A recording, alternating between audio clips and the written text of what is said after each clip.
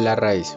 Según la RAE, la raíz es el órgano de las plantas que crece en dirección inversa a la del tallo, carece de hojas e, introducido en tierra o en otros cuerpos, absorbe de estos o de aquellas las materias necesarias para el crecimiento y desarrollo del vegetal y le sirve de sostén.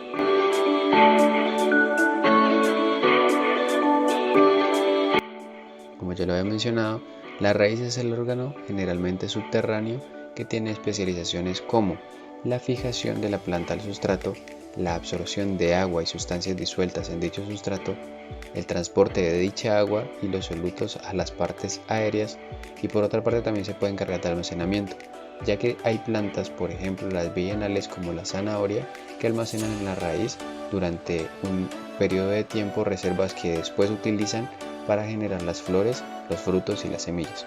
Por otra parte hay otro tipo de plantas como las isoetes y las litorelas que presentan raíces que transportan dióxido de carbono, ya que las hojas como tal carecen de estomas.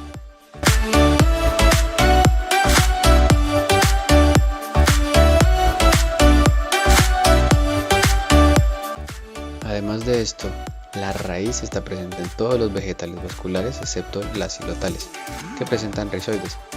Ciertas espermatófitas de hecho especializadas carecen de raíz porque se atrofia el poro radical. El embrión no presenta radícula y entre ellas tenemos algunas plantas acuáticas, algunas plantas epífitas y de hecho algunas orquídeas. Es más, algunas de ellas pueden formar raíces adventicias.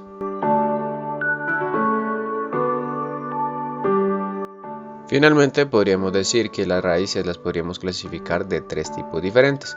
Por ejemplo, tipos de raíces según su forma. Tenemos aquí raíces primarias o azonomorfas, tenemos las raíces fasciculadas, raíces napiformes, raíces ramificadas y finalmente raíces tuberosas.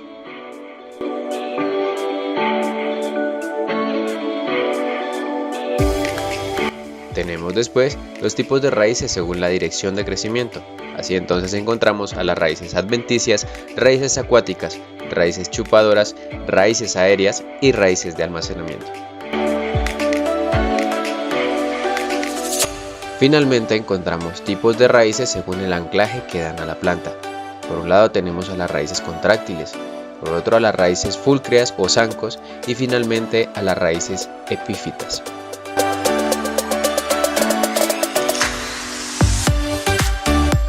Pasamos entonces al tallo.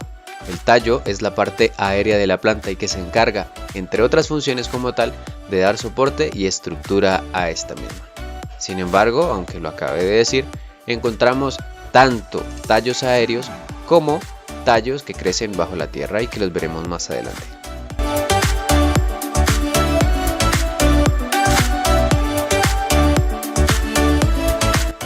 Pero entonces, ¿qué viene siendo el tallo? Bueno, el tallo lo podríamos definir entonces como una parte que crece al sentido contrario de la raíz.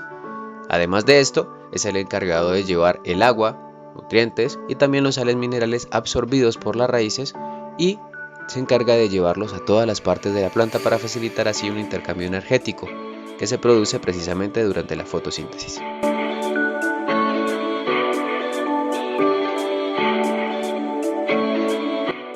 Así entonces entramos al apartado de las funciones del tallo de las plantas. Después de conocer precisamente sus partes, entramos a las funciones, de las cuales ya mencionamos dos, pero muy por encima. Una pues sostener toda la parte aérea de la planta y la segunda es transportar los nutrientes y sustancias por el interior de esta misma.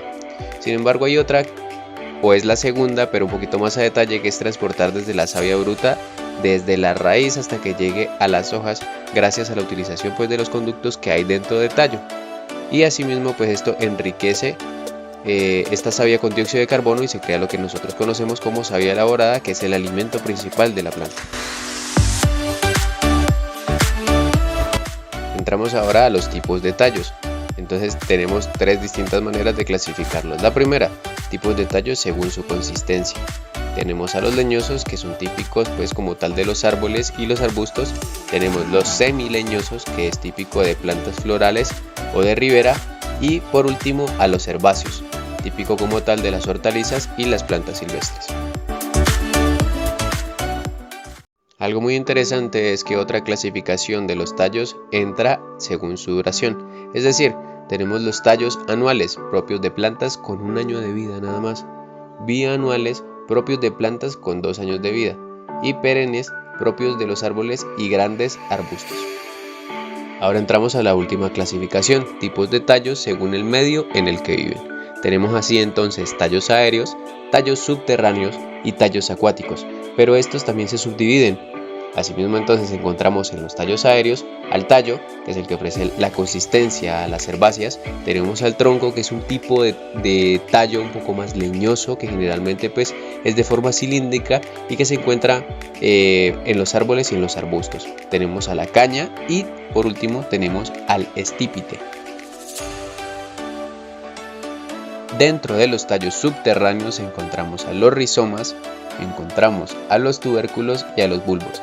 El primero, generalmente de crecimiento horizontal, que cuenta con yemas en su cara superior y a su vez fabrican órganos aéreos, que pues esto facilita el almacenamiento de sustancias de reserva. El segundo presenta tallos engrosados, que también sirven como reserva y además poseen yemas capaces de originar otra planta. Y por último, pues los bulbos que mencionamos también son tallos compuestos y estos presentan una estructura que se ensancha para producir varias yemas en la parte superior.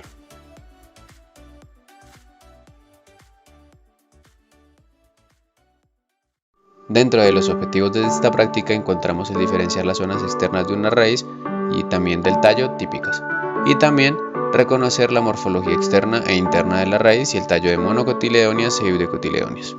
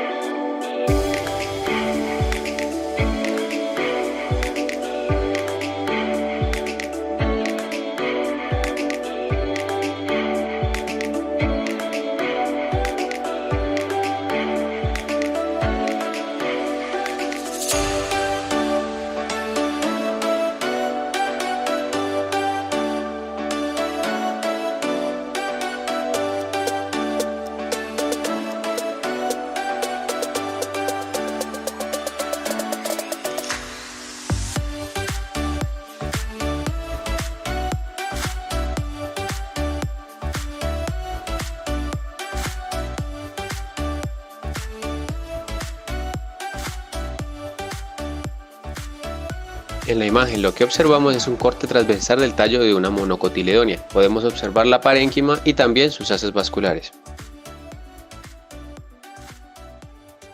Aquí logramos diferenciar la parte exterior, que vendría siendo la corteza, un cilindro vascular y también su epidermis.